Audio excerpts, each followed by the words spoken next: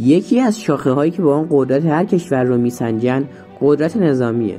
امروزه هم کشورها تلاششون برای توسعه ارتششون زیاده. اومدیم راجع به یکی از گرونترین، پیشرفته ترین و تاکتیکی ترین جنگنده های تاریخ صحبت کنیم. F-22 رپتر. این جنگنده نسل پنجم، دو موتوره و تک سرنشینه. این جنگنده توسط شرکت لاکهید و بوئینگ ساخته شده. در واقع بخش بدنه، سامانه سلاح و انجام مونتاژ نهایی بر عهده پیمانکار اصلی که لاکهید مارتین هست بوده که این شرکت اسمش رو هم روی این جنگنده گذاشته. لاکهید مارتین F-22 رپتر. بوئینگ هم بخش ساخت باله، بدنه پشتی و سامانه آموزشی رو بر عهده داشته. این فکر نکنم لازم باشه بگم که آمریکا تولید کننده این جنگنده است. اولین پرواز F-22 مربوط به 7 سپتامبر 1997 بوده. البته در 15 دسامبر 2005 معرفی شد. در واقع این 26 یا 27 سال میشه که در خدمته. موقع معرفی هم ارتش آمریکا گفت که این با بقیه فرق میکنه و قابلیت رادارگریزی، آیرودینامیک و آگاهی موقعیتی باعث این موضوعه. آمریکا قصد داشت 750 تا جنگنده پیشرفته تولید کنه، ولی به دلیل توسعه یافتن F-35 و نبود پول کافی 187 تا از این تولید کردند و آخرین اون هم سال 2012 تحویل داده شد. البته که ساخت جنگنده های چین و شوروی هم به تعویق افتاده بود که بی اثر نبود. اما به این ببینیم چی شد که این جنگنده رو ساختن. شوروی میگ 29 و سوخو 27 رو ساخته بود و تهدید بزرگی برای آمریکا شده بود. جنگنده های شوروی و جنگنده های جدید از فناوری های جدیدی استفاده می‌کردند، مثل کامپوزیت، آلیاژ سبک، سامانه پیشرفته پرواز و فناوری شناساگریزی. 31 اکتبر سال 1986 از بین 7 شرکت لاکهید و نورتراپ انتخاب شدند. در واقع لاکهید با بوئینگ و جنرال داینامیکس یک طرف قرارداد رو گرفتن و نورتراپ هم به مکدونالد داگلاس پیوست. به هر پیمانکار 5 ماه وقت داده شد تا طرحهای خودشون رو ارائه بدن. بعد از پرواز هر دو جنگنده سرانجام در آوریل 1991 وزیر وقت نیروی هوایی آمریکا دونالد رایس لاکهید رو برنده اعلام کرد. اینم بگم که طرح نورتراپ پنهانکارتر و سریعتر بود، در حالی که طرح لاکهید توان مانور بهتری داشت. که این طرح، منظورم طرح لاکهیده، چند تا تغییر پیدا کرد. این عکس هم که می‌بینید سهم هر شرکت تو ساخت این جنگنده رو نشون میده.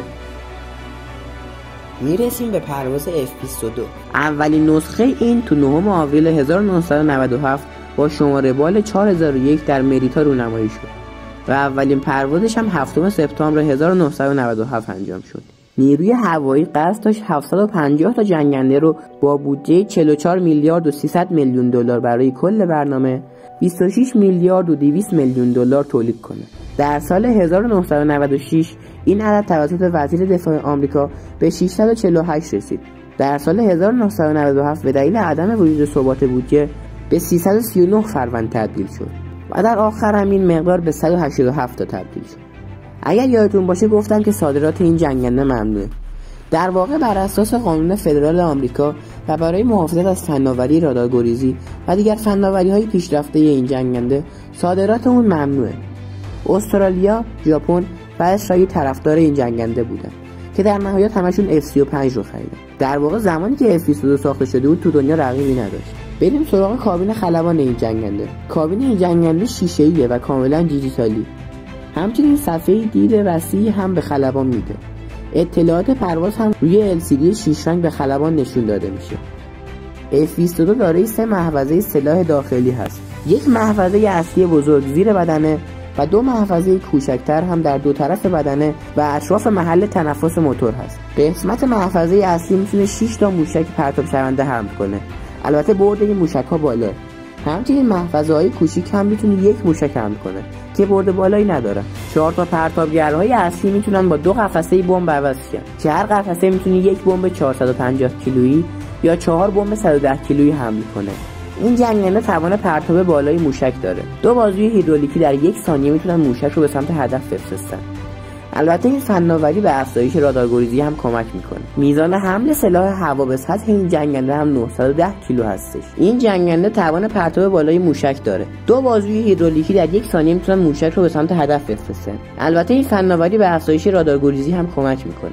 میزان حمل سلاح هوا به سطح این جنگنده 910 کیلو هستش. این جنگنده به خاطر ارتفاع و فناوریش 50% سرعت بمب رو افزایش میده که عدد قابل توجهیه. این جنگنده یه تیربار هم روی خودش داره که میتونه 6000 گلوله رو تو کمتر از 1 دقیقه شلیک کنه. سلاح‌های این جنگنده به این محدود نمیشه و حتی روی هر بالش هم 2300 کیلو سلاح حمل میکنه. در واقع این جنگنده یه مخزن بنزین 2300 لیتری داره که جدا میشه و میتونه به جای اون 2 تا موشک هوا به هوا حمل بکنه. درباره این رادارگریز بودن F-22 حرف و توضیح زیاده. باز همین سرتون رو درد نمیارم و فقط این رو میگم که مقام‌های آمریکایی تاکید کردن که رادارگریزی این جنگنده با بقیه جنگنده‌ها فرق داره. در واقع اگه نگیم رادارگریز ترین جنگنده تاریخ، میتونیم بگیم یکی از رادارگریز ترین جنگنده‌های تاریخه. اما از مشکلات اون هم بگیم که تو عملیات محسوسه، که توی پرواز مشکلاتی برای خلبان پیش میاد. مثلا سطح هوشیاری خلبان کاهش پیدا میکنه که این خیلی خطرناکه، تا جایی که به بیهوشی هم میرسه و حتی باعث از بین رفتن حافظه هم میشه. حتی تغییر خلق و خوی خلبان هم زیاده و گفته میشه عواملی مثل مواد شیمیایی جنگنده و همچنین اکسیژن رسانی با غلظت بالا دلیل این اتفاقاته. حتی به خاطر این مشکلات ناوگان F-22 چند ماهی هم تعطیل شد تا این مشکل حل شه، ولی اتفاق خاصی نیفتاد این مشکل موندش. این پوستری هم که میبینید پوستری هستش که ارتش آمریکا از سلاح‌های F-22 منتشر کرده. من رزم‌ها رو بهتون گفتم، ولی از روی این پوستر ببینید که چند تا بمب و موشک رو خودش نگرم داره. از بعدی‌های دیگه اونم میشه گفت که هزینه‌ای بالایی داره و حتی زمزمه‌هایی میشد که پنتاگون میخواد 30 تا هزینه رو بازنشسته کنه تا هزینه‌هاش کمتر شه، ولی کنگره آمریکا این اجازه رو نداد. در واقع گفتم که آمریکا اینو نمیفروشه، ولی اگه میخواست بفروشه هر کدومش 143 میلیون دلار قیمت داره.